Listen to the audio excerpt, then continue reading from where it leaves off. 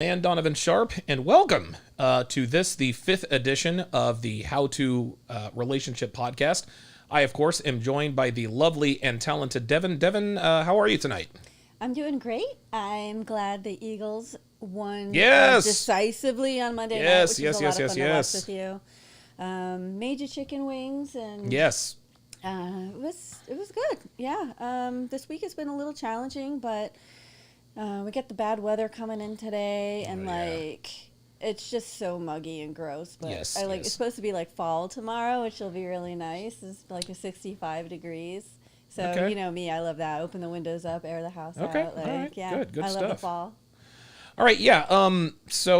If I seem a little, just a tinge bit distracted today, it's because Heather is not here today.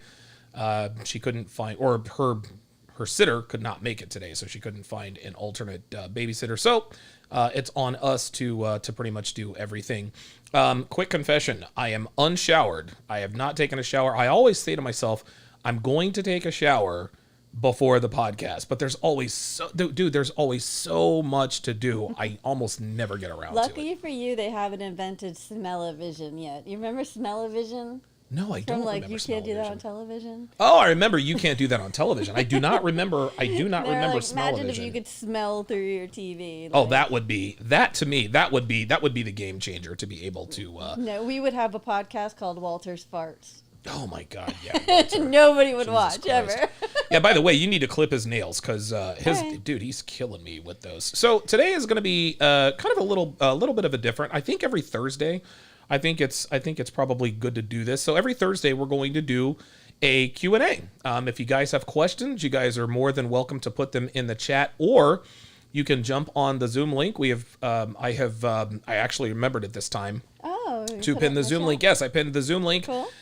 Into the chat. So, but we are streaming live to all of the platforms. I'm talking all 4 or 5 of my YouTube channels. I think we're live on Manosphere.tv, MGTOW.tv, D Live, Sharp Stream. We're live all over the place. Awesome. Yeah. So this is definitely going to get out. So today, guys, we are so like I said, today we're going to do sort of a Q&A. We're going to answer some of the comments that you guys have been kind enough, and some not so kind enough, to leave us in our what's that? Not so kind. Not so kind enough to leave us in our comments. Don't quit messing with the cat. Move that so I can see the. Okay. That's all right. Black Lemur 2009 is in the house. He says that new skit was hilarious. I appreciate that very much. I actually just released that Which one today was at that 6 one? o'clock. That was the one where we compared strong and independent women to the kinds of men who like the Kardashians and things of Are that emotionally nature. vulnerable and Yes. super attractive. Yes. Super duper. Super attractive. So, at any rate, it's good to have you guys. It's good to have you guys in here today. So let's go ahead and get started. So what we're gonna do is you guys can put your questions in the chat, and we'll answer the questions as they come in. If you have a question or if you want advice, whatever the case may be about relationships, strictly relationships. I'm not talking about, hey man, there's this girl that I really like. How do I open her? No. If you have a question about a relationship you are already in or a relationship that you are about to be in, those are the kinds of questions we want. I like the ones where I like, there's this girl at work that I really like. God, that dude. how do I ask her out? Yeah, well, the Boston Celtics head coach is clearly a cautionary tale on why you should never. I tell guys all the time, don't smash your coworkers, man. And for whatever reason, dudes just always seem to. Oh, wait a minute, I thought that was the transparency. And for whatever reason, dudes. I mean, he's the Boston Celtics. Oh, and by the way, he's married to Nia Long, which is interesting because one chick in the comments section, I don't know, maybe 3 or 4 months back, was like, oh yeah, well, Nia Long is now married to, and I can't pronounce his name. He has a very difficult name to pronounce. And I was like, oh, okay, well, shout out to Nia Long. But guess what? Nia Long figured out what all women who belong to high value men eventually do figure out. And that is that men with options are going to exercise those options. Yes, a lot of guys have been quote unquote caught cheating this week in the headlines. So who else got caught cheating? Adam Levine. Oh, that's right. Adam Levine. DMing an OnlyFans Instagram type girl, and she put his business out there. Oh boy. And his wife is like 8 months pregnant. So. Oh boy. How dare she? How dare she? How dare he talk to someone? Yeah. OMG. Yeah. And he's just like, I was inappropriate, but I didn't cheat. Hit the stop the cap button. Thank you. That's just all there is to that. Oh, that came through this. Mm-hmm. I wonder if people, so people can hear us. So we're able to hear through the, we're actually able to hear. We would not have been able to hear that normally, but I think I just accidentally figured out. I wonder if they could hear it. Hit the stop the cap again. Oh, they can't hear it. We can, but they can't. Oh. So here's what I'm going to do. Now let's go. There we go. Do it again. Stop the cap. Hey, there we go. There we go. Okay, so we figured that out. All right, very good. So yes, Adam, we do it live, man. We do it live. So Adam Levine needs to stop the cap. Dude, you're Adam freaking Levine. You're going to holler. Now, Adam, you can't be messy. You're Adam Levine. You're a celebrity. A lot of these guys who have clout, celebrity, etc. A lot of these guys make the egregious mistake of thinking that these girls are not going to put them out on blast. Yeah. They end up learning the hard way. Okay, so let's go to the comments here. Okay. So we're going to go to the comments here just to kind of see where you guys, and again, this is going to be a little bit choppy. I want you guys to understand that we are still sort of trying to work through a lot of these issues. Was kind of the same with the with Studio B. My first ever guest at Studio B was Myron Gaines. Yeah, that went surprisingly smooth. The very week after that, the Terrence Pop episode didn't go quite so well. Then Kevin Samuels went well, and so on and so forth. So, at any rate, let's go ahead and read some of these comments and respond. Okay. Mutaura Munimo says she's richer than him. She has options too. That was a comment in response to the Tom Brady Gisele Bündchen discussion we had. Okay. So, agree, disagree?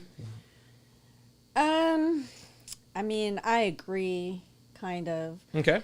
There will always be men like hitting on her. She's a beautiful woman. Mm-hmm. She's got a lot of money. She carries herself well, but will they compare to Tom Brady in her eyes? Probably not so much. There you go. No, I strongly disagree. She has options. She has want them. Well, here's the thing. Here's the thing. He said she's richer than them. She has options too. So what he said was the reason why she has options too is because she's richer than him. No. And guys, I've said this for years. That, and Myron actually says this more succinctly, but I don't think he explains it as well as I do. He says the more money women make, the more doors close. The more money a man makes, the more doors open, which is true, but only in a relationship sense. The more money anybody makes, man or woman, the more doors open. It doesn't matter whether you're a man or a woman. If you make into the seven figures, guess what? Ferrari dealerships, Bugatti dealerships, those doors are going to start opening. Right. What Myron is talking about is with regards to relationships. And what I used to say back in the day is the more money a woman makes, the more status, the more clout, the more toys, etc., the further she shrinks her pool of potential suitors. And so Gisele Bündchen is clearly worth millions and millions of dollars. He says she has options too. Yeah, listen, I'm sure that there are going to be men out here who are more than happy to smash her. But again, she's going. If she were to divorce Tom Brady, she would literally be a 42-year-old single mother, and the baby daddy is 7-time Super Bowl champion Tom Brady. Yeah. Nobody's going to compare to that. I said she wasn't going nowhere, and she's not going anywhere. No, definitely not. Do you think that the feminist type of agenda, like they try to say that men aren't emasculated if their women make more money than them? However, the truth, like it sounds good, like it's a good soundbite, like it sounds like it should be true, but it isn't still to this day. So for them to say she has options too, it's like he's swallowing the lie. Yes. Because yes, she might have options, but it's not going to be Tom Brady worthy options. No, it's not. And not only that, of course, there's always going to be the type of guy who wants to date a rich, beautiful woman, but is it going to work long term? No, of course no, it's not. because at the end of the day, she's going to run all over him, and the relationship will fall apart because he's not in a position to lead. Well, not only that, you said it before. Giselle's options, should her and Brady divorce, they're not going to be nearly as good as the options as Tom has. Tom Brady is my age. He's 45 years old. Yeah. Dude, if Tom Brady were newly single father or not, dude, he's going to have 19, 20, 21-year-old chicks all over him. Giselle's not. Now, here's the thing. Women Giselle's age don't want men that are younger than they are. They want men that are a little bit older, more established. Somebody with gray in his beard. Well, they want men that are younger with them in that post-divorce euphoria. How do you mean? Because after they first kind of like Larsa Pippen is going through. Yes. Where right when the breakup happens in that first year or two after that post-divorce euphoria, they will snag any guy who'll give them any attention. Well, see, this was go ahead. Sorry, because they're going to be like, oh, these younger guys want me, I still got it, Right. So if the younger guys want me, the older guys definitely still want me. Sure. So it helps inflate their ego to get them through those tough times. And you went through the post-divorce euphoria. It lasted for 6 months, but you did too. That's why you can speak to that. You're acting like you have no idea what I'm talking about. You're right. Cap. Yeah, younger men are definitely going to want to smash Giselle just to say, yeah, I smashed Giselle Bundchen. But they're not thinking about her seriously for a long... Nobody's thinking about marrying Giselle Bundchen and building a house with a moat and a white picket fence. Nobody is doing that, especially at 42 as a single mother. I don't care what anybody says. So we're saying that what we're going to say is that So I agree with him that she has options too, but if the options are crappy, that doesn't really count. If that makes perfect sense. No, and it sounds like all she really wants is a father to her children and someone to live life with. And if you're gonna have someone competing in the Tom Brady category, that guy ain't gonna have a tons of free time to be spending with some other dude's kids anyway. So listen, and we said this before: a titan of the industry is not going to be he's not going to be the world's best father. That's just all there is to it. Right. Okay, so it appears that we have somebody on the Zoom line. Yarrow Space. Hang on a second. Spence. Oh, Yarrow Spence. My friend, you're going to have to before I give you the okay to unmute yourself, you're going to have to show yourself on camera. If you do not show yourself on camera, then I will not let you on. So I'm gonna give you a few minutes. I'm gonna give you a few minutes to show yourself on camera while we go to the next comment here. But if you don't show yourself here in about another minute, I'm gonna kick you off. Okay, so let's go to the next one here. So Xavier says, you guys leave out a little that he married an alpha female who is tired of losing in public battles and publicity to the GOAT. What are your thoughts on that? You think he's, what are we doing here? I don't understand the point of that comment. Well, he said alpha female. Do you agree or disagree that there's such a thing as an alpha female? Because a lot of women like to endorse this alpha female type the thing. alpha female thing is a little misconstrued. Alpha female is supposed to translate into a successful, beautiful woman, right? In that case, yes, she could be considered an alpha female. But an alpha female in reality is the loudest, most abrasive, in your face. Yes. Aggressive woman in the room. So it really it's usually the alpha females in reality is the most annoying woman in the room, not the most feminine and most valuable woman in the room, put it that way. Gotcha. I do apologize for that. I completely screwed the pooch on that. Okay. There we go. Okay. Whew, man, oh man. I got you. There's no such thing as an alpha female. Dev. There's just no such thing.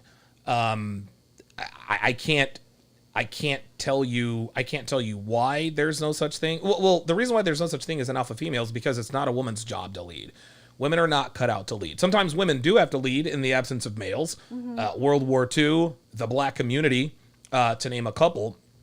But when it comes down to it, women are supposed to follow and men are supposed to lead. So when Xavier, who I'm going to call Xaviera because she said, you guys leave out The little detail that he married an alpha female who is tired of losing in public battles, that has to be a woman, because why would Giselle be losing it? This is a marriage. They're on the same team. They're not competing. I don't understand that. No one's dogging her. No, she's not losing any wars No. going on here. I mean, if anything, I would be very surprised if she even co-signs on any of this stuff becoming public. Yes, I agree.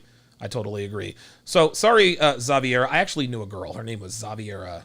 I can't say her last name, but I worked with her in a call center, and she was hood as hell. Her name was Xaviera. I actually thought she had, Xaviera. Geeky not only in the chat says alpha female equals a dude.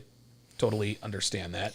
Yeah, like an alpha female is like the female boss that you hate to be on shift with, you know? There's no such thing as an alpha female. See, if a woman any woman who calls herself, any woman who calls herself an alpha female is just a bitch. That's just it. That's what I was saying. Right. Yeah. She's over. So the quote unquote. So when we say alpha female, I'm just going to use air quotes because there's no such thing. Alpha females are a pain in the ass to put up with. Alpha females are always trying to prove that they're alpha. I'm not here for it. Yeah. Sorry about that.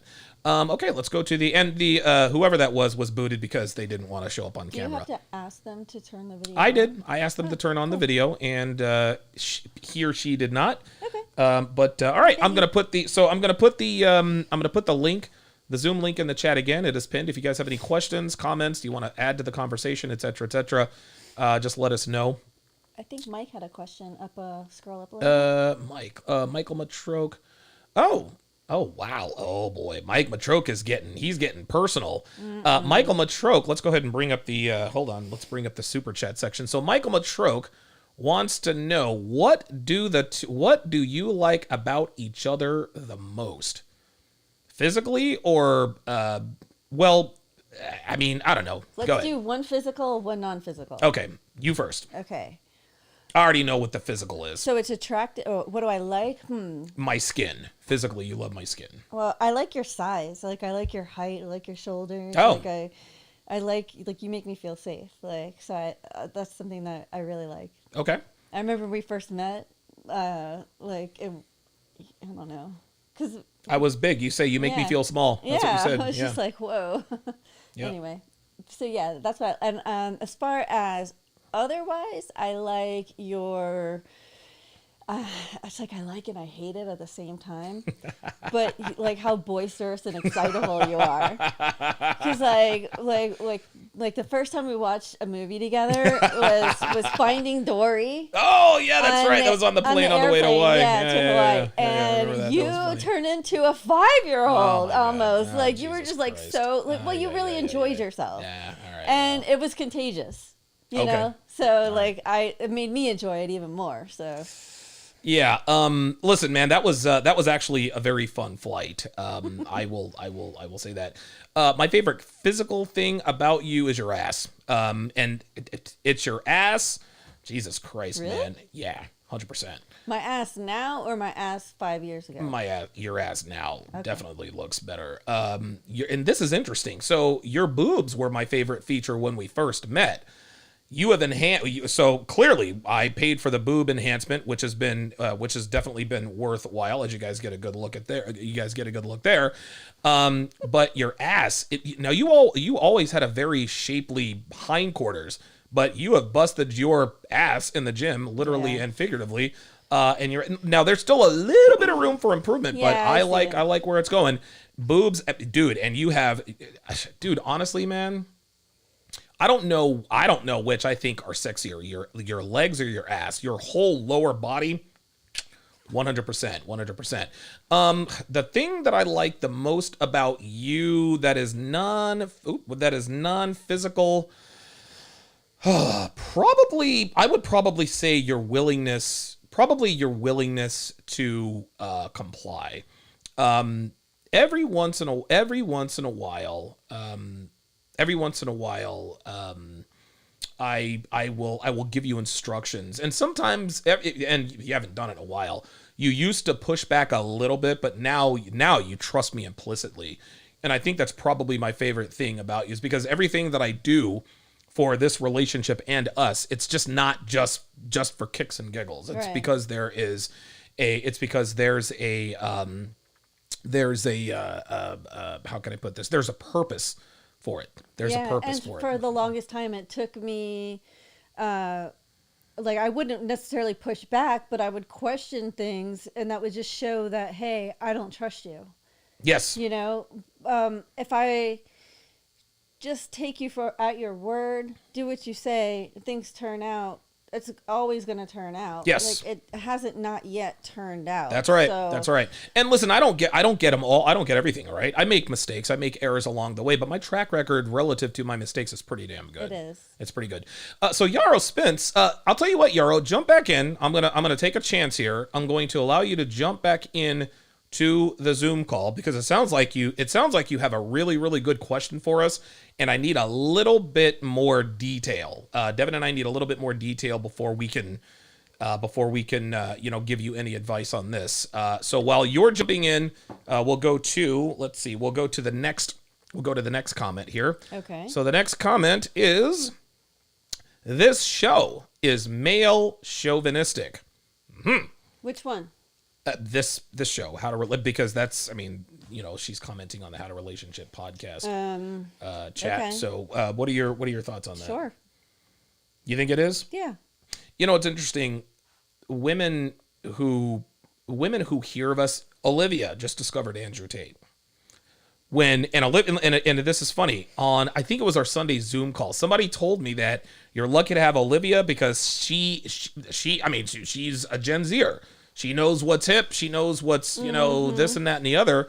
And so the other day she was over here. She's like, oh my God, there's this funny guy. His name is Andrew Tate. And I was like, oh boy, here we go. And she thought Andrew Tate was such a joke and this and that and the third, blah, blah, blah, blah, blah.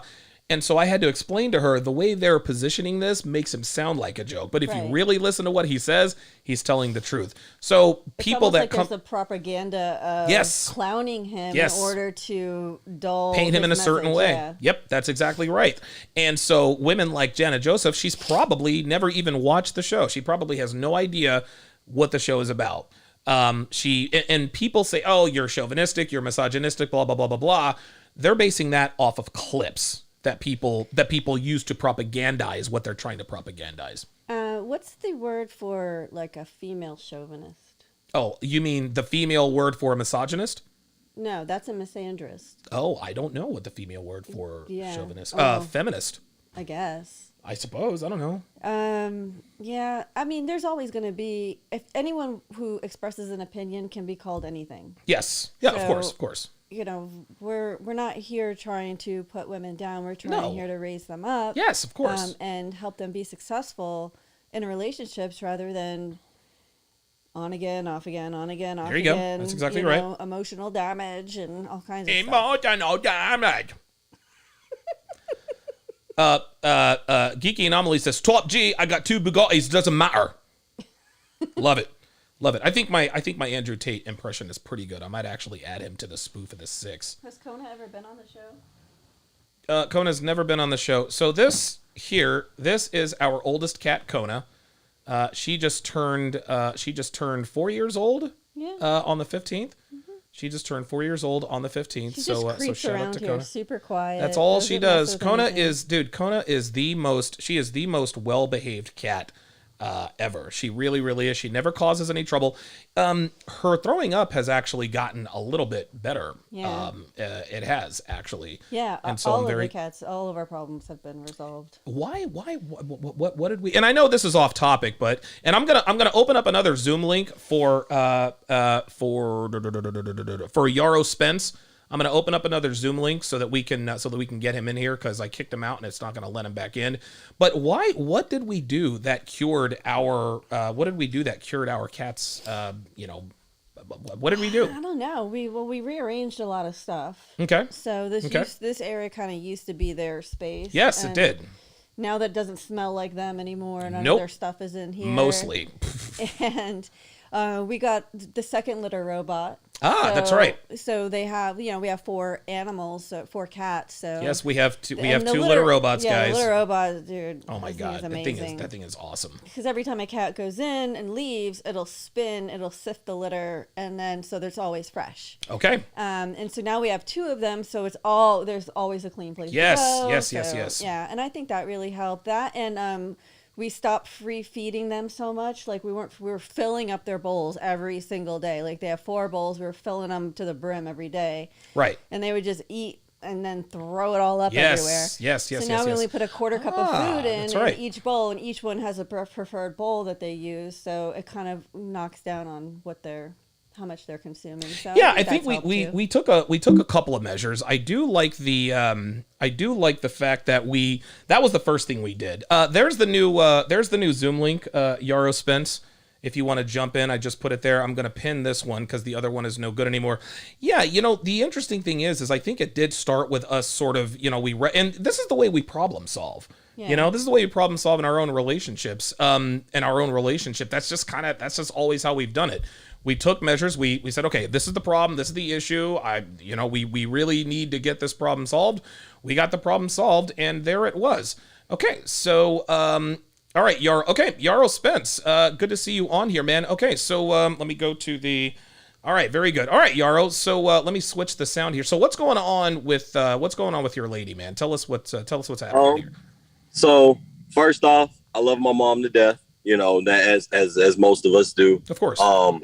I think the big thing for me was my mom is she had me at 17, 18 years old, like she did what she needed to do. She made 6 figures. She got her life together. Okay. She did what she needed to do, and she always preaches, stay out of my pocketbook. You feel me? As long as you're not in my pocketbook, I don't care what you're doing with your life.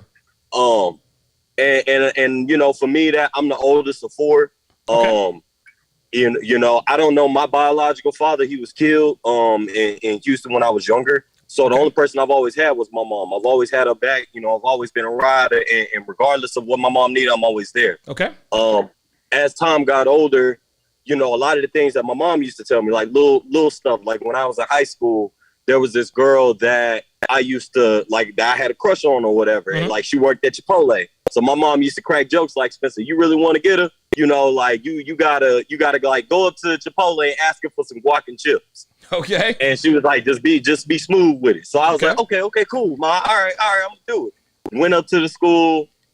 The girl straight up got embarrassed and left. She hid in the back of the kitchen, never came out. Damn. So it happens. And she never even gave me the guac and chips. So I didn't even know that she was embarrassed. Okay. So I didn't even know she was embarrassed. So I was kind of just sitting around, and it just made it worse. Okay. Long story short, the whole next day at school, it was like, dang, man, you pulling up to her job, bro. That's creepy as crap. And and my mom didn't have no malice in it. She was just trying to put me on game. Yeah, right. And but little things like that was like my big gap. So I've never been like the dude to always get girls, but I've always been the guy to stay on the hustle. I can always get a shawty, but I can't never get it to where it's like, all right, let's make this an actual growing thing. It's always something. I'm like, no, you're not gonna mess with my hustle. Fast forward to kind of like what happened now. So I'm in the military. I got out, I'm finishing up. I'm just trying to get my life together and whatnot. Good. And I was just telling my mom, I was like, hey, as long as I'm focused on what I need to do, as long as I handle my business, as long as I do what I need to do, I don't make no excuses. I don't put myself in a bad position. I'm not real big on the victim thing. I'm real big on y'all and Fresh and Fit. She's kind of was like, well, Spencer, if you not focused on her, then how you expect to get a woman? You ain't never gonna get no woman like that. You ain't never gonna get you. She ain't gonna stay around. She just gonna take advantage of you. She just gonna see you as a bag. And I'm explaining, and I was trying to explain to her. I said, I'm not trying to be used as taken advantage of, but if she look at me as a bag, isn't that a good thing? Because that means that I did what I need to do to get it. And it built up so much of an argument to the point where it's like she felt like, Spencer, you ain't never gonna get no woman. You ain't gonna acting like that. You ain't never gonna have no girl. You need to be making sure that your girl is happy. Another little side story. My grandparents, they ain't never been together. My grandpa was married for literally 30 days. Wow. So like they got a divorce the same way. So marriage has not been like in my family. Okay. So I don't know how to explain it to her, because now we're at the point where it's like we're not really speaking because she feels how she feels. But I'm just trying to explain to her, like, Ma, I didn't really have a male role model, and the only dudes that's been around, all of them gang banging, and they in the hood, right. Like they out here in the street. So, and it's like, I can't look up to y'all. I came up out of the military. So like what I look like going back to catch a felony, you know? Right. Oh, hell So no. it's, you know, and it's like, I just don't know how to, and I guess I'm just looking for genuine advice. You know, I don't want to talk too much on y'all show. No, you're good. Yeah, well, that's kind of what I've been. Okay, let me ask you a couple of questions here. How old are you? I'm 26. Oh, he's a young guy. He's a young guy. Okay. So the first thing I'll tell you, and I'll let you go because you look like you've got a few things. I just have a question. Yeah, sure. Go ahead. Did your mother ever remarry? She did. She remarried when I got to middle school, but he's not. That's her husband. That's not my daddy. Okay. I just leave it like that. Okay, you know, like enough. He's everything that my mama wanted. You know, but he's not the. I don't know how to really speak on that. You know, okay, I know we got fine. People on here, but yeah, but fine. She did remarry. They've been together for like 10, 12 years. Okay. Like they've been together for a minute, but it was hell and hot water watching them go through their relationship. You know. Okay, so your contention with you. So it sounds to me like your mother is telling you, hey, you need to make your woman happy, do whatever it takes to make her happy, because if you don't do that, then a woman is never going to stick around. Is that accurate? That's what it seems like. That's ultimately yes, sir. Yes, okay. Yes. Now you know. And I like what you said when you said your mother said, hey, if she marries you, she has to feel like you get the bag. But then you said, well, if I feel like I'm the bag, doesn't it mean I'm doing the right thing? That's sort of a multi-layered thing. Who used the word the bag? Was it you or her? She did. Okay. This is when women say the bag, and some, I think you might have to maybe ask your mother to define bag. Now, the first and foremost, I'll tell you, your mother loves you very much and she wants nothing but the best for you. So does mine. But like my mother, your mother is giving you very bad advice. And because you're dealing with modern women, you're not dealing with the kinds of women that your mother either was or used to know. And listen, due respect, your mother was divorced and remarried, so she doesn't exactly have the best track record in terms of relationships. But that's neither here nor there. I just want you to understand the context from which I'm talking about here. Your mother, women are, and this is why we tell men, especially men your age, do not take relationship advice from females, including your mother. Like you, I took all the relationship advice from my mother when I was in my 20s. When I'm getting played by a girl, I'm like, Mom, I think Allison or Stacy is cheating on me. Well, you have to let her know. You have to let her know how you feel. I would come on stronger, and they would cheat even more and eventually leave. I eventually got married. My ex-wife was acting up. My mom said, hey, you have to make her feel cherished. So I started doing chores around the house. My mother wanted to help. She really, really thought she was helping me. But most women have never dated women. And even if they did, they've never dated another woman as a man. A woman dating a woman, that can give them a little bit of insight, but not nearly as much as it would dating a woman as a man. This is why you should only take relationship advice from men. So let me ask you this. You said, if I'm the bag and a woman gets me, doesn't that mean I'm doing something right? Is that what you asked? Yes. Okay. And she kind of wrapped it up and was like, Spencer, you sound like a dumbass. You sound like a fool. You sound like X, Y. You know. Yeah. She was just like, you really about to let these girls run over you type deal.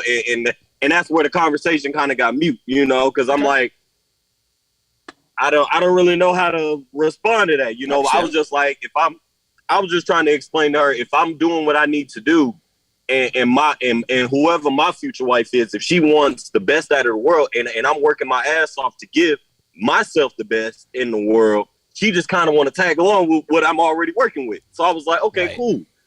But I don't think that's transferred over. I don't know if that's the right word. You're absolutely right. Have you got a thought on that? Yeah, I mean, it sounds like your mom is trying to protect you by hoping that these girls don't use you for whatever you're working hard for. Yeah, that's what it is. You know, not only is she giving bad advice as relationship advice, like she never had a good relationship to be a model for herself. Yeah, of course. So it sounds to me as though she finally found a guy who is willing to fall into her program, and that's why she's happy. Right. And now she's thinking that happiness is going to be look the same way for there you him. Go. Wow. When really, like, hey, she's never seen a man successfully lead a relationship. So she feels as though they both need to be on the same page and have the same everything. The same level. And that's really a recipe for disaster. What you're really looking for is a woman who's going to support you in all your endeavors. I don't speak hustle or whatever, but you want a woman who supports that and adds value to that and helps you in doing that. So if there's a difference between being taken advantage of and finding someone who's actually going to help boost you in that right direction. Even if you don't need it, it's still nice to have. And I'll tell you something else too. There's a big difference. There is a difference between a woman taking advantage of you and a woman benefiting from being with you. Here's the difference. A woman who benefits from being with you is a woman who has earned what she gets from you. If you're giving her your team, your time, your energy, your attention and your money or your resources, if you're giving that to her and she's not giving you anything in return, and a lot of guys think that sex is just, as long as she's sleeping with me, then that's enough. No. She's given sex to other men. What she's giving you is what she's given to all other men. She's not going to value it as much. But a woman who benefits from you is a woman who earns her place in your life. So, and I said all that to say this. I'm going to bring this back around because I know your mind is swimming right now. What are your relationship goals right now? Right now, my at first I was really pressed about a relationship. Good. Military. We all want to get married young. I came. I got out at 26. I still want a family. I want to be a dad. I want my own football team out here in Dallas, Texas. All of that jazz. Sure. It's so that I was real. I'm real big on a family, but I kind of understand like, okay, you got to take your time. You got to build yourself up. You can't just be out here just thinking you're going to get married tomorrow. And you got to actually have something that's worth marrying, so for me, like, I'm not pressing it. It's not but I do want company. Like I do want company. And I think I've ran into, because this is, and maybe this is my issue, Don, like, and I'm asking because I haven't seen I don't really know what I should be taking as, okay, she's doing XYZ outside of sex. Like, it could be something as small as like just folding clothes I just finished washing or something like that. Right. Is that the type of things that, like, stuff that's like more like actually helping, that's going to help me even just like in my place is peace at home? Or is it just like, okay, she just answers me back? Because I think that's where I'm trying to decipher what actually is her actually committing. Because I can get girls to text back. Having sex isn't an issue, really. Like, it's the seriousness. The other stuff. That's it. It's them investing in you. Yep. Dude, you took the words right out of my mouth. When a woman invests, so the first thing I'll tell you, the reason I asked you how old you were and what your relationship goals are was to let you know that at 26 years old, you shouldn't be thinking about anything close to a long-term relationship for at least another decade. And I know that sounds like a long time. You said, I want company. What you're going to have to learn how to do, as a man especially, is you're going to have to learn how to thrive in solitude, okay? Women need companionship. And at some point, men need companionship, but men, we can't fully take advantage of companionship until we realize what it's like to truly be alone. We hear women all the time say, well, I can't be happy with someone else unless I'm happy alone. I got news for you. Women are never happy alone. They never are. They never have been. They never will be. Men, on the other hand, are very, very happy alone by themselves. Myron and Fresh, they're out here playing the field. They're alone. Perfectly fine. Better Bachelor, Joker, he's going to be 50 in a few months. He's more than happy alone traveling around on his bus. Before I met Devon, I was alone in Vegas, slaying hoes, doing this and that. I was very, very happy. You were anything but alone. Well, here's the thing. I didn't let these bitches spend the night. You know what I mean? Yeah. What you're talking about, caller, is companionship. I understand, and trust me when I tell you,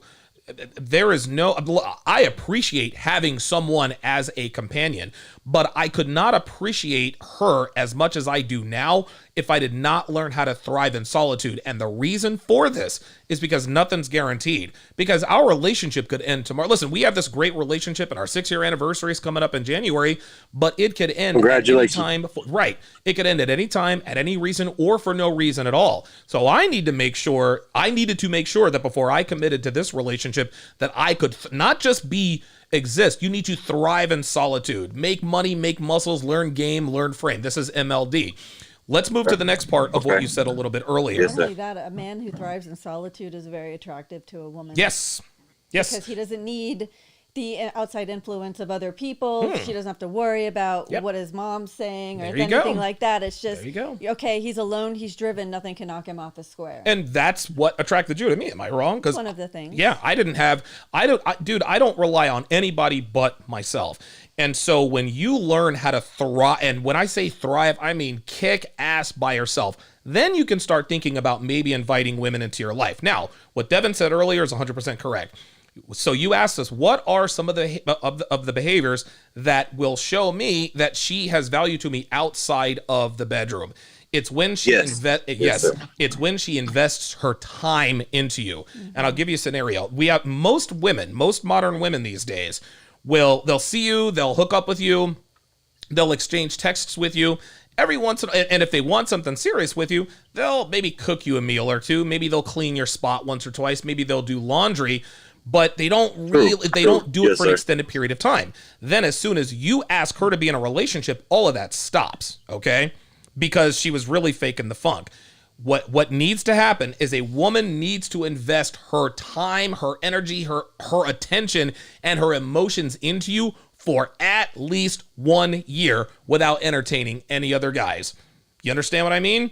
That's how you know a woman is into you. Understood.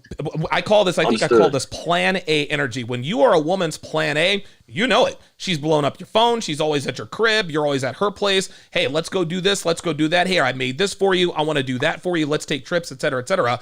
She will also invest her money because, listen, we live in 2022. Women make money too. And when a woman invests money, when she spends money on you, she adores you. Those are the things that I can tell. Those are things I can tell you. Maybe you can give him some other ideas. What are some of the things that you did for me that let me know that, hey? I mean, there are women who are very good at like anticipating your needs. So if, for example, if she shows kindness and thoughtfulness of you like ahead of time, like, oh, I knew he was going to need this. I have it for him. That really shows that you're in her mind and that she's thinking about you when she's not with you. And, you know, like, for example, when you went on a road trip, I made you a Spotify playlist. The mixtape. Mixtape, because then you had 5 hours to yourself. Well, like, here, you know, let him know that I'm thinking about him, even if he's not thinking about me. That is a very strong indicator that she might have the potential to be good quality. Not talking about superficial investing, like, oh, I'll get dinner this time, you get dinner next time. Anybody can do that.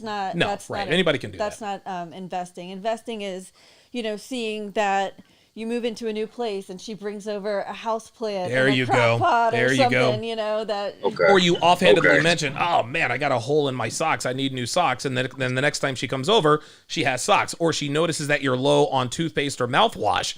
And the next time when she does things for you without you having to ask her, that's when you know if a woman is paying attention to you and reacting to the things that she observes, that's when she has the potential to be a good long-term. Yeah, did she change the toilet paper roll? Oh, that's another good one. Yes. It's already empty, but right before it ends. Listen, when a woman, dude, here's some other ideas. She brings you lunch at work. She cooks for you at your place. She cooks for you at her place. And it's so funny because most modern women, especially women right around your age range, they don't understand that this is important to men like you. But I will tell you this. If you truly want a family, and this will have to be a whole nother conversation. You're 26 years old, right? If you truly want a family, let me think. Let me do some math here. So by the time you're 35, that's 9 years from now. Truthfully, the women that are going to be the women that are going to be the most ready or the most malleable right around 9 or 10 years old. So by the time you're 35, these girls are going to be 18 years old. See, this is what I do. Hey, look at me. That's what I don't need. You understand? Hey, I'm being dead serious. We're live on the air right now. I'm trying to give somebody advice. Don't be laughing like this is some joke. This is fucking serious. I'm dead serious. 26-year-old women can't offer you shit, man. I'm telling you right now. By the time girls, dude, we got girls who are 21, 22 years old with quadruple digit body counts. Somebody sent me an article where one of the contestants on The Bachelorette had slept with 700 guys. What? But she was a contestant on The Bachelorette. These women are getting around. So what needs to happen, you need to put yourself in position to be attractive to these young, attractive women before they jump on the Sausage Express. Then and only then do you have even a modicum of a chance to turn one of these into a wife. So that's what I would tell you. I would use the women your age for recreational use only. My friend, you are going to you're going to get your heart broken. You're going to get cheated on. You're going to get used. You're going to get abused. As long as you stay away from it, as long as you don't do one of these things, my friend, you will be in the clear. Do not have children. Listen, you can look at me. I'm a 4-time convicted felon. I've been arrested almost 30 times. I've made every conceivable mistake with every kind of woman imaginable. But I'm sitting here right now in the studio living the life of my dreams for one reason, for one of many reasons. The number one reason is because I do not have any illegitimate children that I know of. These girls are going to try to get you to raw dog them. They're going to try to get you to put babies in them. Do not do it, because the minute you knock a girl up, dude, your life has changed forever, even in your 70s and 80s. So just understand that the choices you make, discipline now, it's going to serve you well. So by the time you're 35 with your military pension and whatever awesome job you have making 6 figures, guess what? You're going to have 18, 19, 20-year-old hot girls. Oh, okay, well, what's going on with this guy? Girls that are 18, 19 years old, they don't want 18, 19-year-olds. Want to know why? Because when we're 18, 19 years old, we're fucking losers. Dude, we don't have any facial hair. We got no education. You were in the military. I wish I had been in the military. You, my friend, the fact that you have found this community at this age, you are in the driver's seat. As far as your mother is concerned, understand that she means well and she's trying to help you, but you can respectfully decline her advice without actually telling her you're declining her advice. I stopped listening to my mom's love advice a long time ago, and it served me well. I didn't say, "Hey, Mom, this is Donovan. I love you, but I can't listen to your advice." There was no official call like that. Understood. I just stopped listening to her advice, and now look at me. And I think you said something a little bit earlier. Oh, the reason why your mother is advising you like this is, number one, because she's a woman. Number two, the only successful relationship that she's been in is the one that she's been able to lead. Because from what you're telling me, it sounds to me like she's the leader in the relationship. Am I wrong? No, you're not wrong. My mama run the house. Her husband don't. Yeah. Yeah, my mom ran the household as well, and my mom and dad ended up. Now, I'm not saying that your mom's going to end up divorced, but anytime you have a woman who is leading her marriage, giving you advice, what she is going to do, like Devin said, she's going to give you it. She's only going to give you advice based on what she knows to work. Right. As far as she's concerned, the woman being the leader and the man following is the way it works for her. That works for her. That is not going to work for you. And you can always respectfully, like I said, you can, "Hey, Mom, I respectfully disagree," or you can just kind of be like, "Yeah, I know what you mean," or just tell her, "Yeah, you're probably right. I probably should do this." Then when you're 35 years old and you're walking in with your 19, 20-year-old baddie, she's going to be like, "Wow, so you took my advice and it worked." You can just look at her, "Yep, sure did, Mama." Absolutely. Understood. I'll give you the last word, Understood. Man.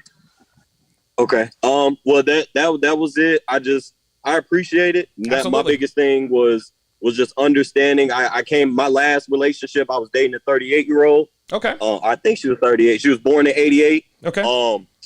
Originally my mom used to be real big on, "You gonna date an older woman. You gonna date an older woman." God. Unbelievable.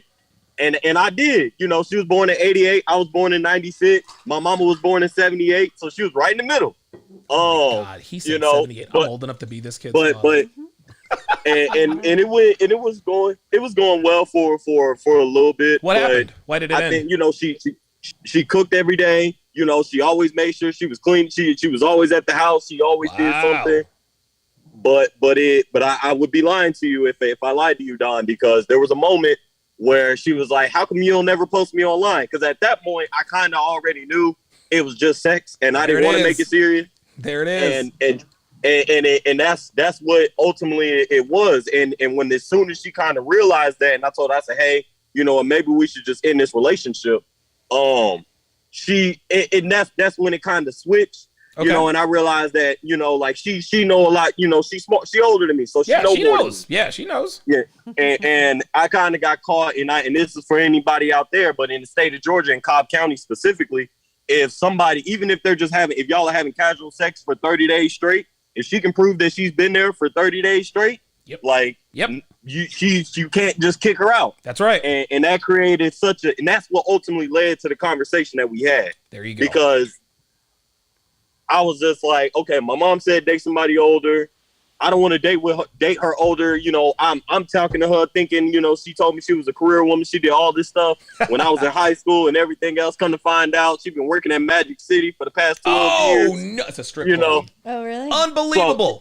So I'm, you know, so for me, it was just like, okay, now I'm understanding where y'all are saying like, yeah, they get to a point where then they're like, you know what? I don't want to be for the streets no more. I want to get shit together. So I see what you mean. I thank y'all. I don't want to be on, you know, I don't want to take up too much of y'all time. No, listen, I'm going to tell you, look, I'm going to tell you one last story that hopefully will make you feel a lot better. So I'm the oldest of 5, and I have 2 younger brothers. The brother that's not the youngest brother, my middle brother with an M, before he chose his wife, he had a choice between 2 women. He was dating 2 women at once. He was ready to get married and ready to have a family. One girl was beautiful. She was outgoing. She was boisterous. She was vivacious. She had this bustling media career, et cetera, et cetera. Like, she was beautiful and this and that and the third. The other girl was a dance teacher, but she was reserved. She was very, very mellow, very submissive, very, basically a Stepford type wife. My mother advised my brother to marry the first girl, the girl who was beautiful and vivacious and outgoing, et cetera, et cetera.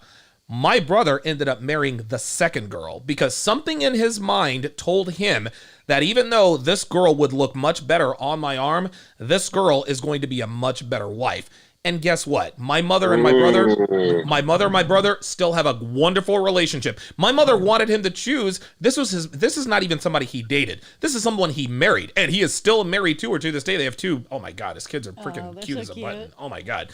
And when my brother chose girl number 1, my mom didn't disown him. Oh my God, what? No, my mom said, okay, congratulations. And that's that. So whatever you decide to do, at the end of the day, as long as you're happy, your mom's going to be happy. Yeah, she'll kick and scream and she'll make her little sideways comments. But in the end, she is your mother and she wants you to be happy. And if what makes you if a girl makes you happy, eventually she'll have to come around and accept that. So I'll just leave you with that. Understood. Thank you. Thank you so much. Man. I appreciate both of y'all. No problem, man. Thanks for chiming in, brother. Very, very good. So what did you think? What did you think about our friend there?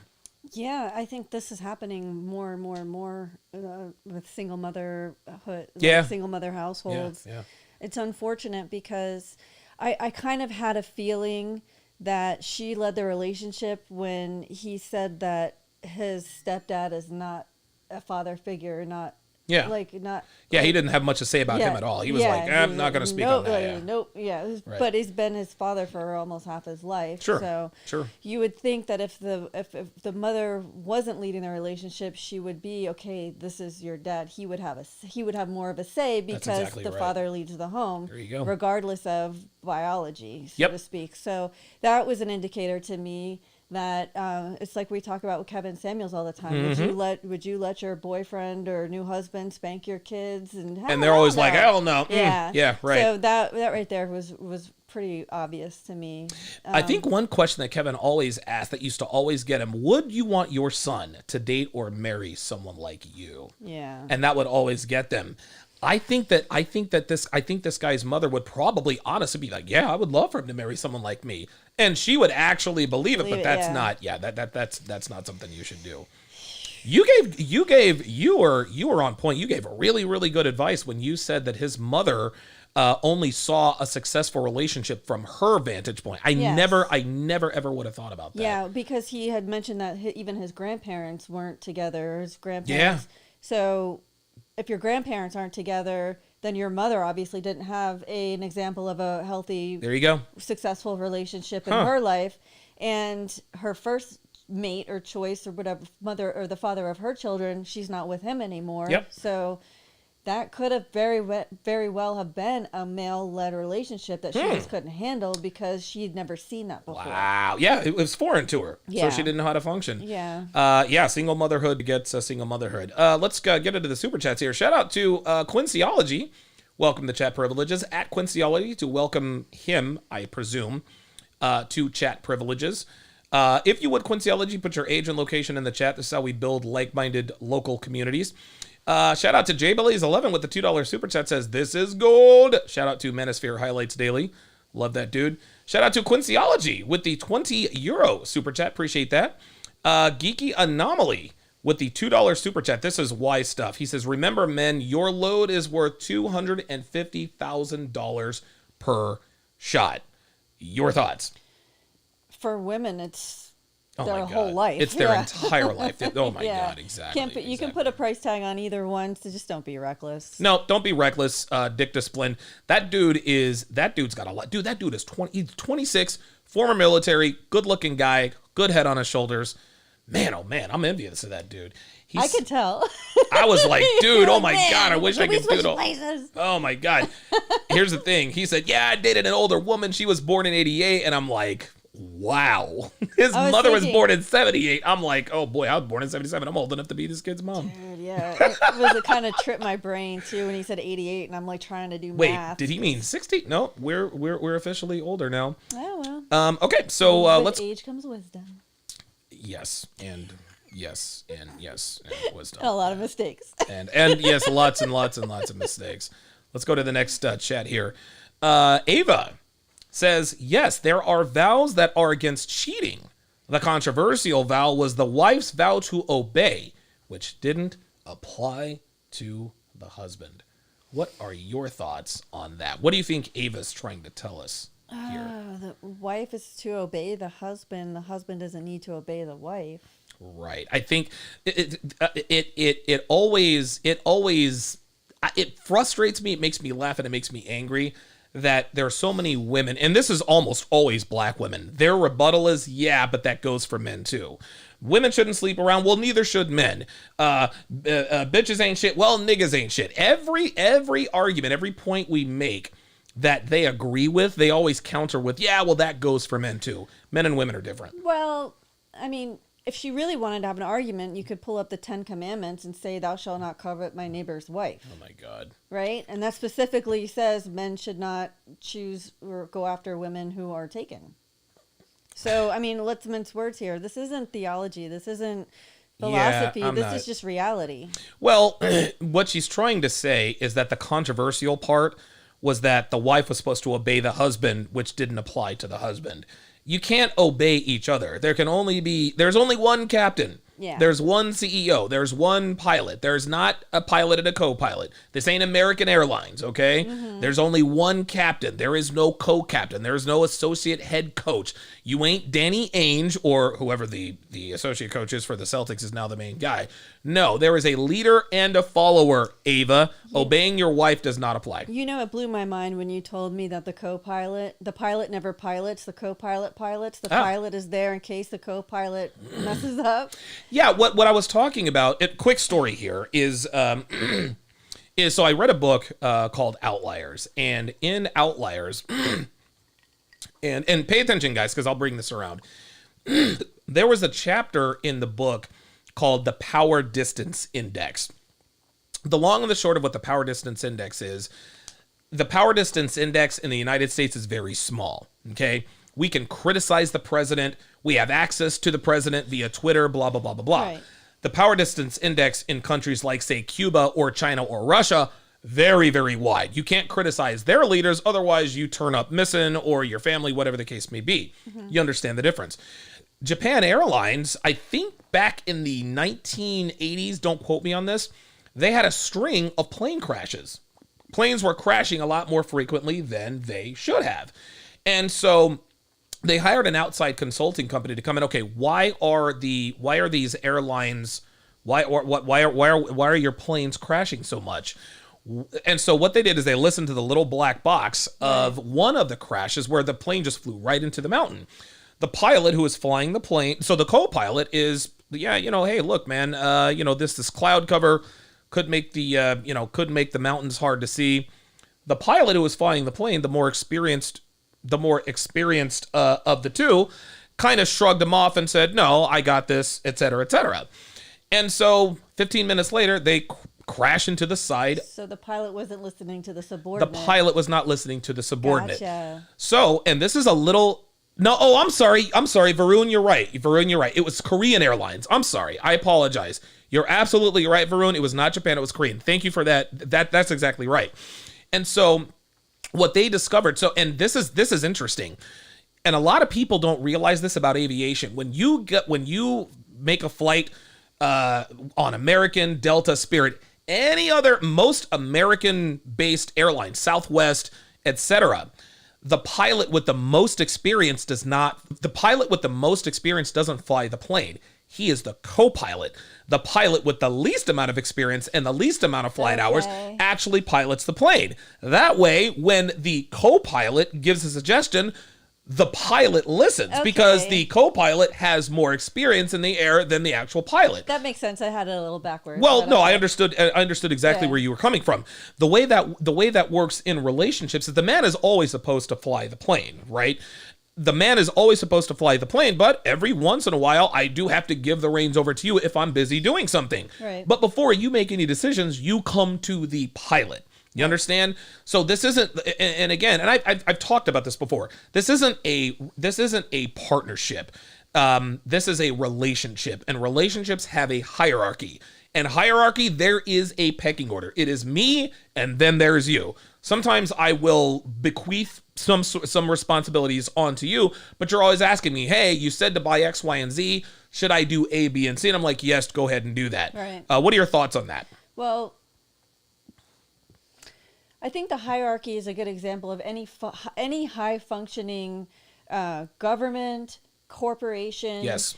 Any successful entity that gets things done has a hierarchy. There is always someone in charge. There has to be. And that doesn't just flip-flop all the time. No. It's not like, oh, well, you feel like being in charge today? Nope. Okay. Mm-mm.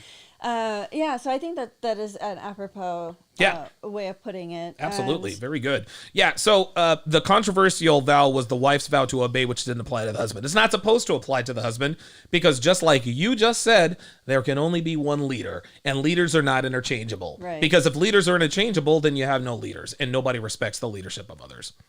Okay. Let's go to the next comment here. Okay. Nameless Curmudgeon says, I listened to every word, but I spent the entire podcast admiring Devon's calves and watching the cat. So I guess you have sexy calves. I guess now. so. Flex. Well, hold on. Let's go to the bird's eye. All right, go ahead. Flex the calves. Yeah, your legs are freaking fantastic. Like you have some sexy legs. Like you really, really do. Well, they're very sore today. You notice that I don't comment when you tell me how sore you are. I know, because you don't care. Well, I care, but I don't want you to get into the habit of bitching and moaning about...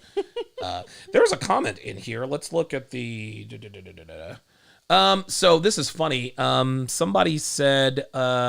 Sean Williams says, I wonder if it's just time to import a wife from South America, Eastern Europe, or East Asia. No. If you want a South American, Eastern European, or Asian wife, move to South America, Eastern Europe, or Asia.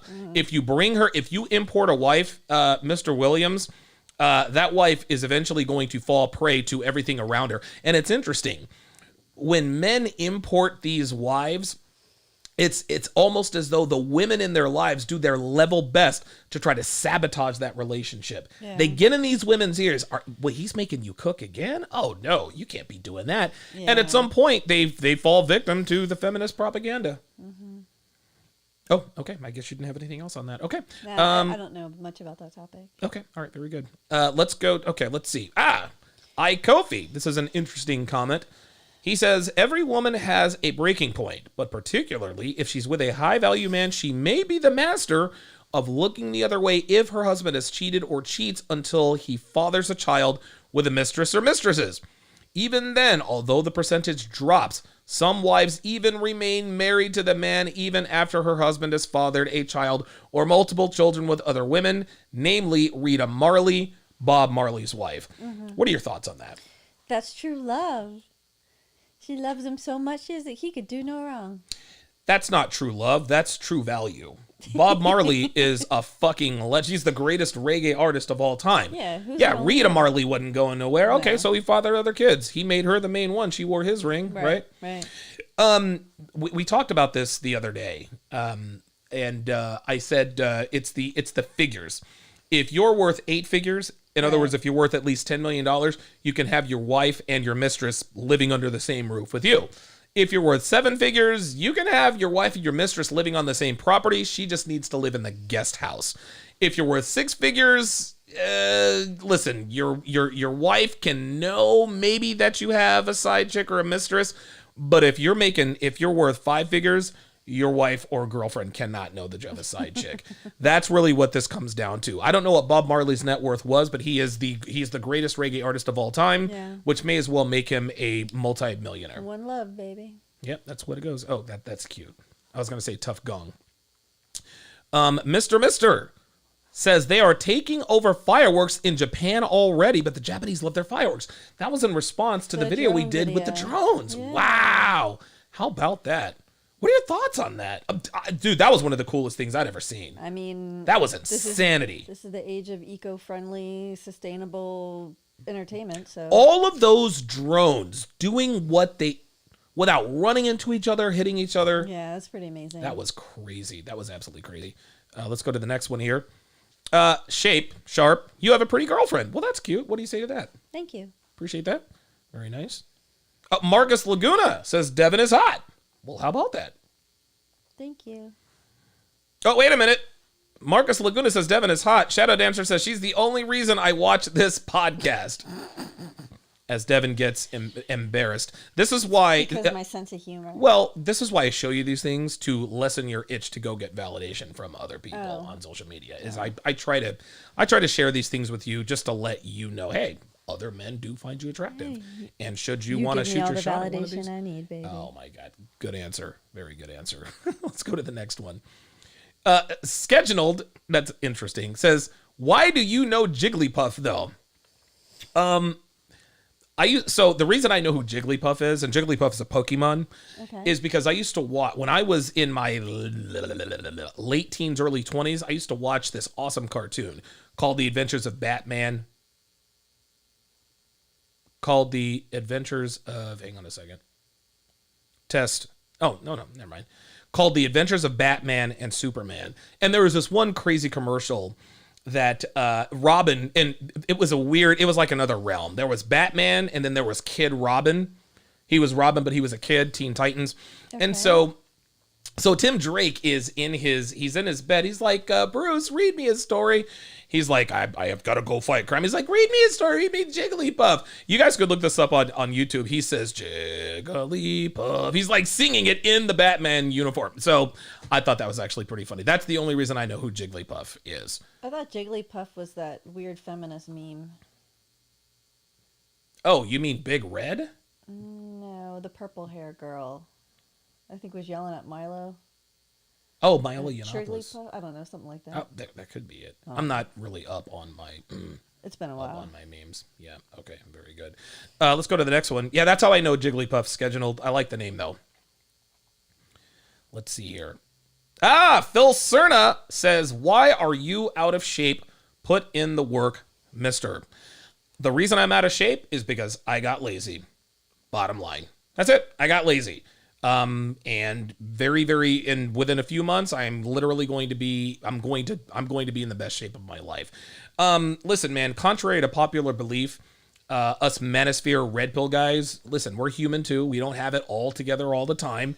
That's just how it is. Listen, man, I got lazy. I got out of shape. I'm still not good at time management, as you probably have already discovered. But listen, man, I got lazy, got out of shape. I got really, really busy, and I just didn't prioritize working out. Lazy is not the word I would use for you. I would say that your time got distracted by other priorities. But at this point, it's just a matter of your health is your number one priority. Period. It's time to. Yeah, I don't. Yeah, I guess you're probably right. I'm not. I've never ever been lazy. I'm not afraid, dude. I work. Jesus Christ, I probably work longer hours than I should. Yes. You do. But what it comes down to is just my lack of time management, man. I've really I've almost gotten it dialed in. I made a big stride today, and that will actually start tomorrow. Okay. So I'm recording tomorrow's content today, Okay. which helps me tomorrow. Okay. So hopefully, but yeah, listen, I'm very bad at time management, and things just got away from me. It is what it is. But your legs are sexy though. Oh my God, here we go. Yeah, I don't get fat anywhere except for my midsection. My arms, everything is. I guess that's my. Gotta that's love my 40. genes. Absolutely.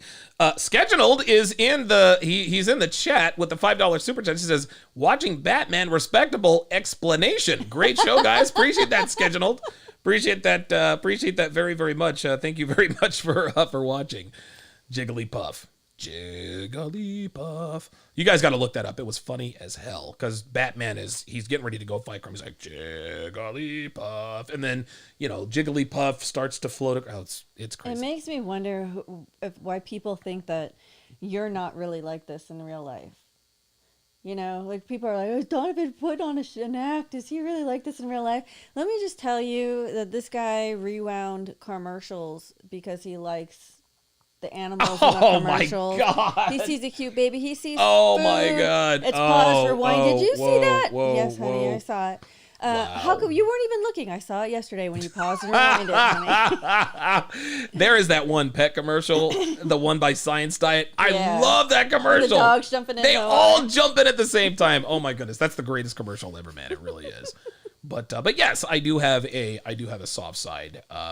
I think that's isn't that part of the attraction? The fact that I'm but then I'm also Your emotional intelligence, you mean? Oh my God, Jesus freaking Christ!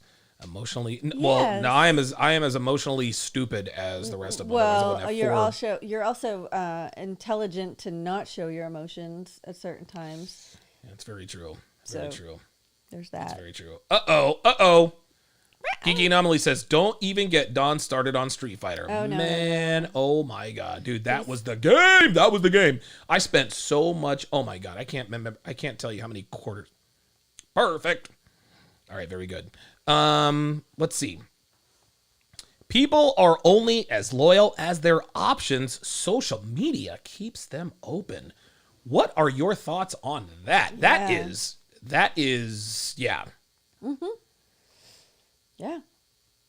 I think George Elder is right. Yeah, you're right. People are only as loyal as their options. This is part of the reason why dating is in the crapper, is because it doesn't matter. The thing is that no matter how good a guy you get, today's women on social media, they always know that and we always say this, there's always a guy out there who's bigger, faster, stronger, richer, has a bigger sausage, blah, blah, blah, blah, blah.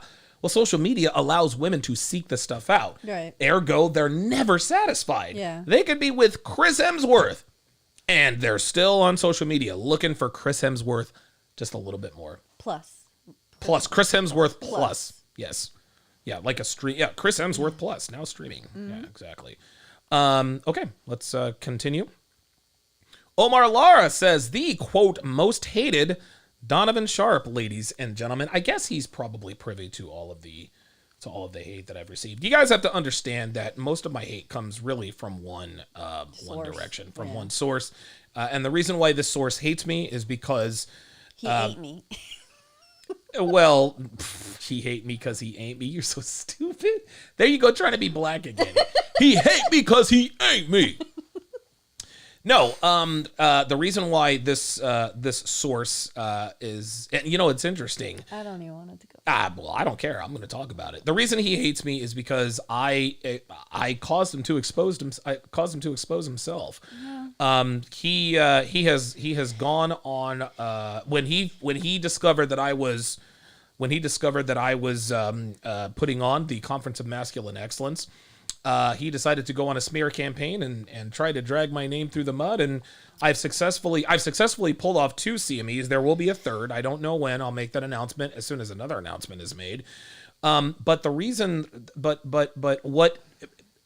he did it to himself. He did it to himself. You did to him what you do to everybody, and they either love or hate you for it. What does that mean? You call them out on their bullshit. You expose them for who they really are, and then you say, okay, are you going to fix this, or are you going to double down on your faults? Yeah, and like for me, like, you were not kind to me in the beginning. Right. Well, you're still kind of not, but no, I'm not. You're very raw and abrasively truthful. Yeah. And that rubs people the wrong way. People either go cower and say, oh, you hurt me, or they heal and say, I'm tougher this time. Yeah. Let's try again.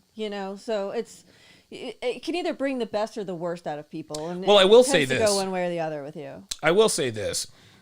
When I called out this individual about the lengths that he had gone to humiliate Rollo Tomasi, the fix was already in. He already knew exactly what he was going to do long before I ever did that. It was when I posted that thing on Instagram where we signed that contract with the venue that we signed for the CME. That's when he said, "Oh, well, this can't happen. I'm the only one that can have a quote unquote manosphere conference." And unfortunately, and the thing is I'm not the one that destroyed that convention. He did it himself. He has acted like such a clown for so long that people aren't going to pay $2,500 or whatever it is. People aren't going to pay $200 to go. Have their personal information exploited. Yeah, listen. Everybody who works with him eventually gets their personal information put out, or if there's something negative put out about them, he goes on the smear campaign. He did it with Jesse Lee Peterson. He's doing it now with John Sonmez. When someone tells him, no, I don't want to speak at your event, he goes on a smear campaign. And men and women now, they're not going to work. It's like he asked them, hey, would you like to speak at my event? They go and they look at his YouTube. Whoa, wait a minute. And then they go and look at the alumni speech. Whoa, wait a minute. This guy used to work for him, and this guy used to work with him, and this and that and the other. People are using their common sense. They're like, not only am I not going to pay $250, whatever. The thing started off at $2,500. Now I think the prices are, I don't know, $500. Listen, man, he can't pay people to go to that thing anymore, and it has nothing to do with me. The CME being created had nothing to do with that other event. He did that to himself, and now he's mad, and he's actually ramped up his efforts. He's ramped up his efforts, and his efforts are now more privatized. He's not going after the public stuff. No, now he's fucking around with our merchant accounts, with our Teachable, our Kajabi, the things going on in the back end. So he's continuing, and the reason he's doing this is because he's really, really, really pissed off. He is so pissed off that there's nothing else that he can do. It's over for him, and he doesn't know how to react. Just a self-destruct mode. Yep, self-destructive. So that's why people think of me as quote-unquote the most hated, is because of this one guy. I think I've recovered quite nicely, though. Every video this guy puts out about me just further lets everyone know. It's kind of weird at this point. Yeah, it's gotten a little bit weird. I'm starting to think he has a crush on me. Derek the Trader, hold on a second. Derek the Trader with the $10 super chat said, funny story. A while back, 2 of my exes contacted me and said they still love me. Both are married with kids. They also know I'm married with a kid. Why do women keep doing this? You want to handle this one first? They drink too much wine. Because what? They drink too much wine and Facebook. Okay, but the other reasons? I don't know. Oh my God, you got to be kidding me! I thought Devin would know. The reason why they're doing this, Derek, is because you have, as a man, your value increases. Let me put the camera on me. As a man, your value increases no matter what. I've seen you. You're a good-looking dude, right? You dated both of your exes when you were younger, and they probably follow you on Facebook or Instagram. They have seen that you become more attractive and more financially stable and more of a family man. That makes you inherently attractive. That's why these women with children who are also married are reaching back out to you and telling you that they love you. That's so dirty. It's dirty, but it's the truth. These bitches out here are fucking grimy. That's weird. It doesn't matter. It doesn't matter what a woman's relationship status is, I'll man. always love you. I couldn't imagine sending a message like that to any of my exes. You've never sent an I always love you text to your ex? No. Never? No. If I had to stop the cat button, I would. Well, here's the thing. There's a reason for that. Why? It's because my ex now I was with for almost 20 years. We didn't have texting back before then. That's true. Push your microphone in. No, this right here. The top part. You see? There you go. Okay. All right. I guess you're right about that. See? Okay. All right. Well, all right. You got I by on that one. technicality'd my way out of that one. All right.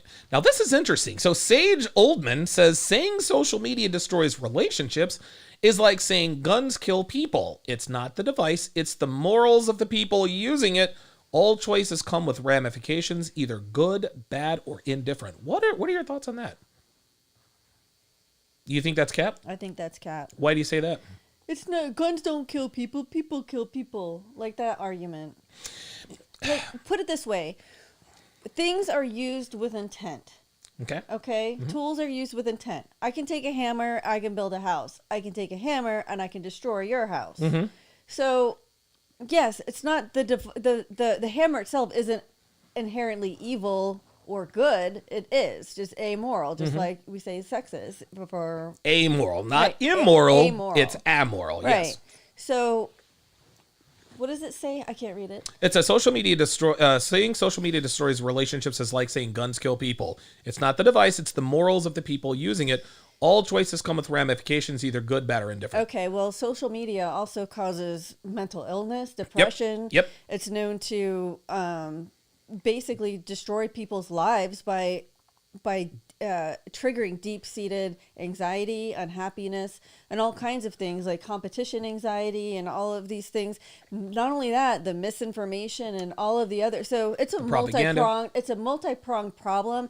Not just how people use it, say if it destroys relationships, but it destroys relationships in more ways than just cheating. That's true. That's very true. And we've seen this on that show, the Digital Addiction show Oh by my the God, Intervention yes, people. yes, where yes, yes, there's yes. people literally it becomes their life. It becomes their full reality rather than their actual reality and the people that they deal with on Yeah, a daily basis yeah. and their family and things Okay. like that.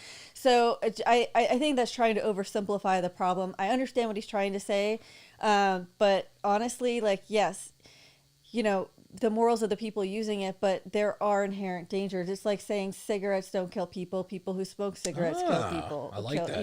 It's just, it's kind of a weird way to make an argument. Yeah, to me, it's a there is some truth in what he's saying, but to me, that's a non-starter, and that's a very poor example.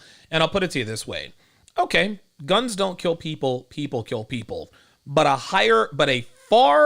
social media destroys people's lives and relationships at a far higher rate than guns kill people. You understand what I mean? Mm-hmm. People, dude, not everybody has weapons. Everybody has access to social media, number one. Right. Number two, you have to go to classes and you have to buy equipment in order to fire these projectiles. You don't need a permit for an Instagram You don't need a account. permit for an you don't need a permit for an Instagram account. You don't have to register or anything like that. Number one. Number two, those projectile weapons, I don't want to say the word too much. Those projectile weapons are always used with the intent of taking, whether it's target practice or law enforcement, whatever the case may be. Social media, the purpose of social media is said to just be social. Social media it's become the number, honestly, Manning, you're right. And think about this. It's the number one for depression, anxiety, et cetera, et cetera. Yeah. So listen, he talks about the morals of the people using it. I don't like when people try to bring the moral cathedral into relationships. Guys, fuck your morality. I don't care about your morality, man. And I'm not trying to be mean-spirited here to Sage Oldman, but he's probably the type of commenter that would say, well, it shouldn't be like this. Women shouldn't act this way. While I would agree, this is the way they are. Yeah. Morality should govern people's behavior, Yeah, but it doesn't. but it doesn't. Consequences Well, no. are what controls people's behavior. Consequences control people's behavior. Morality influence people's behavior, but biology dictates it. There you go. You understand what I mean? Mm-hmm. People are going to do what they are biologically designed to do. Now, some people fight their inherent flawed biology. I'm sure that there are people out here who could be serial killers if they wanted to because they've got it in them, but they don't want the consequences, right? Right. But then we've got guys like Ted Bundy, Jeffrey Dahmer, et cetera, et cetera. They did what their effed up biology did. I finished that new Netflix Dahmer Oh, how was that? series.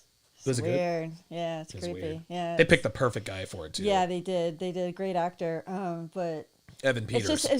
I thought it would just be like another documentary thing about Jeffrey Dahmer, but it really did a good job of telling the story from different point of view, from his parents' point of view, from his neighbor's point of view, from his, his boyfriends and some of his victims. Did you ever watch And it's really it's a travesty of justice that this guy didn't get caught over and over and over again before they finally caught him. Like everyone knew what he was doing.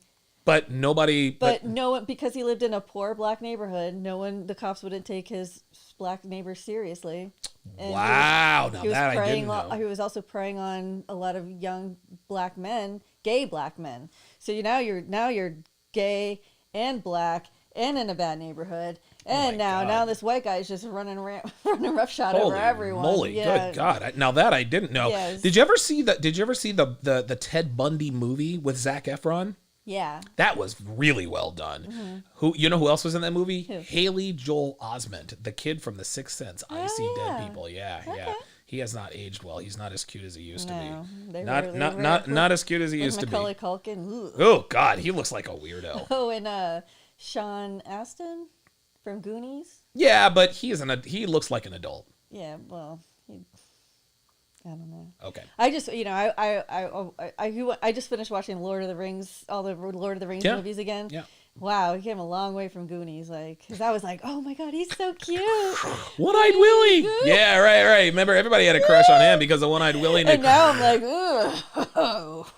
Said Sean Astin. I don't know. He kind of grew up in Rudy, but Derek the Trader with the $10 super chat says, Donovan, based on your experience, what percentage of women are, I imagine he's saying, sexually loyal to their men?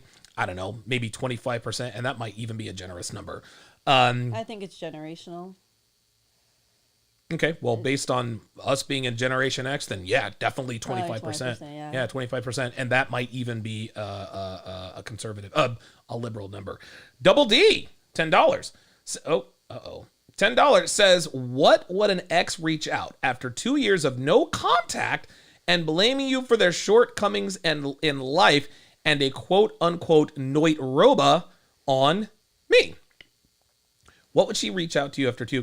Well, here's what happened, Double D, is she got knocked up by somebody else.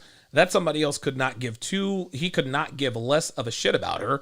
And so what she's doing is projecting her feelings for the guy that knocked her up and forced her to get the noit roba onto you. And the reason why she reached out to you is because she knows she can talk to you in that way. She knows that you would take an earful. The guy who actually knocked her up, he probably would put hands on her if she were to talk to him the way she talked to you. Yeah. What do you think? Emotional punching bag. Yeah. Sounds like it's just an easy target. Yeah. Okay. That's what you think? That's your yeah, opinion? Yeah, that's what I think. I honestly I don't know why he would even. Yeah, I think that's the reason why. That. 2 years of no content, man. Contact, yeah. Yeah. And just be like, oh, you're blaming all my problems. It's like, bitch, it's been 2 years. That kid ain't mine. Like, go talk to the baby. Go talk to the baby daddy. Good God. All right, let's get a couple more here before we close this thing out because I think it's the Browns and the Steelers tonight. Oh. So that'll be. And no, I don't have any players who are hurt starting for me. By the way, I only lost that game by 16 points. Wow. Yeah, okay. So if I had put in Hollywood Brown, I would have had a much better chance to win. You live and learn. I'm the defending champion. I'm allowed to make those mistakes. This video is gold for the quote "show it to your girl" category. Explains things simply. That was the how to become wife-like. The all of the things that you should do to become wife-like. Appreciate that. Purple. SSL. Says disagreements are a part of a healthy relationship. Benefits in a relationship are twofold. A wannabe wife has to act as such. It's not about the romantic aspect. It's about the hardships endured. 100%. What are your thoughts on that? What's the beginning part say? It says disagreement. Yeah, you can't see because it's blocking. Yeah. It's okay. It says disagreements are a part of a healthy relationship. Yes, it is, but how you disagree is what That's determines exactly whether right. the relationship is healthy or not. That's exactly right. I can think of maybe 1 or 2 times where you disagreed disrespectfully, and that was back when we first started talking. We didn't know any better. Yeah. But anytime you disagree, you do it very tactfully. You do it very femininely, if that's a word. I never feel disrespected by you when you disagree with something I say. Well, or just do. because someone disagrees with you doesn't mean they're disrespecting you too. That's what I mean by the how. There you go. But right, and if you disagree with someone respectfully, they're not going to feel disrespected. Right, and you do that by saying, "I respectfully disagree." No, I'm just kidding. You know, people Dude, do that, 9 times out of 10 when they say I respectfully disagree, they're you're doing wrong. it disrespectfully. Yeah. It's like, no offense, but you're No right. offense, but I'm going to offend you. Right, exactly. With all due respect, I'm going to not show you any. Yeah, that's how that goes. Yeah. Geeky Anomaly in the chat says, disagree, but also cooperate, ladies. Juan Antonio with the $5 super chat says, Haley Joel Osment, cocaine is a hell of a drug. Rick James, what you got? I was going to say, you also need to select what you're disagreeing with. Yes. Because you can be a very disagreeable person. Oh my God. And disagree about everything. And like, you really got to pick your battles, especially, you know, as a woman, if you're going to voice up and say, hey, you know, I disagree with this, it's got to be important enough to even bother arguing about or starting a conversation about. If you disagree that he puts the big spoons in the little spoon slot instead of the, you know, like, hey, what's it worth to you? Right. What's your piece? What's his piece worth to you? And it's like, okay, I'll just go ahead and do this. Or I'll just put the big spoons in the little spot and the little spoons in the big spot too. There you go. No harm, no foul. I agree with you 100%. I'm a very disagreeable person, sometimes to a fault. You didn't know that really bothered me, did you? Sometimes I do realize that it bothers you. Just kidding. No, sometimes my disagreeableness, I know sometimes frustrates you, but that's just how I am. That's just how I am. My initial reaction is to push back, and I try to be a little bit more discerning, but it's better for me to be disagreeable as a man than for you to be disagreeable as a woman. Yeah, I struggle with that too, because I tend to be more disagreeable about ideas. Oh my God. And things that aren't real. Yeah. Dude, oh my God. Sometimes I'm like, okay, I'm going to tell you something. I want you to tell me what's right about it rather than what's wrong about it. Oh my God, yeah. That's one of my pet peeves. I told him I'm not disagreeing, I'm troubleshooting. That was actually, even though I was pissed off, but that was funny. I'm not disagreeing, I'm troubleshooting. I'm trying to find the problems before they happen. Yes, honey. there you go. Yeah, of course. Let's go to the next one. I'm 26 years old, and I learn a lot here from Professor Donovan at the University of How to Relationship. Appreciate that, Omar. Appreciate that very much. Spark Pine says, one of the realest ladies I've ever heard. Oh, cool. Well, isn't that nice talking about you? Yes. Master REB says, Donovan's girls trip example was very oddly specific. I had a friend named Alexei who smashed this married chick on a girls trip, and for whatever reason he gave the bitch his number, and she called him up and said, oh my God, somehow my husband found out and blah blah blah blah blah. And he's like, how did he find out? Like, I think she lived in, I forgot where she lived. But anyway, that's why it was oddly specific, because we knew a dude named Alexei who used to smash married chicks. It is what it is. Big Sky says, gentlemen, before you call the woman in your life your wife, check the laws of the state you live in. I live in Colorado. If I had ever called a woman I was living with for 8 years my wife in public, and people had a reasonable explanation of that being true, I could be considered legally married under common law marriage. I made damn sure that I always called her my girlfriend, and if anyone referred to her as my wife, I corrected them in short order. You got to check your laws. Your thoughts? Yeah, I mean, not much to add there. Yeah, no, I mean, you know, people are going to bend reality to fit their will. Yep. So you got to protect yourself. Just like the dude who had called in earlier, the woman in Georgia, I think she was well aware of the fact that the laws in Cobb County, if somebody stays with you for 30 days, you can't just kick them out. Yeah, that's weird. And that's like, who wants to be with someone who, like, hey, I'm here on a technicality. They know, you can't dude. I'm telling you. Out. Like, listen, man. But dude, she used to work at the strip club. She was trying to get it in. She didn't want it. The streets is getting cold. The streets was cold. So, you know. Last but certainly not least, Norwegian Goddess says, it's not complicated. Both men and women are called to submit. Men to God and women to their husbands. I don't see a lot of God-fearing men submitting to God. And according to your logic, women are followers. And I would agree. So until men start being the leaders they were supposed to be, you will not see a change in women who feel like they need to lead because the men are lackluster, snapping their fingers, saying they deserve a feminine, submissive woman. No, it starts with you. It's life. It's not fair. Grab your bootstraps and get going. We got work to do. There are plenty of guys out there that don't want to lead a relationship. They don't want to be in charge. They don't want to be responsible for everything, the health of the family, the financial health of the household. A lot of guys out there are saying, oh, you want to lead? You want to be the boss? Go for it. You know, I'll just be along for the ride, do what I enjoy doing in life, and you can worry about all this other stuff. Like, there are a lot, especially Gen X, Gen Zers, that are like that. They're just like, you know, they don't leave their parents' house till they're 30 years old, and then want a woman to just go ahead and make sure all the bills are paid and everything else, and they just do the bare minimum to get by. This is bullshit. Norwegian Goddess is a black woman. I'm 100% certain of it. I know she's a black woman because, see, this is the thing. This is the thing that black women, this is what they love to try to do. What Norwegian Goddess just tried to do is she tried to indirectly take a man's power. If we submit to God, if I'm not going to submit to you until you submit to God, right? So what she is saying is that the man is not the head of household. God is the head of household. And when that happens and you try to tell your wife what to do, you can't tell me what to do. You're not God. You're not seated at the right hand of the Father. That's the first thing. The second thing, women like to bring in religion when they're trying to usurp a man's authority. Okay? Okay. Look, Norwegian Goddess, dude, fuck your religion. I submit to no one. I submit to absolutely no one. Is there a God? I don't know. I would like to think there probably is.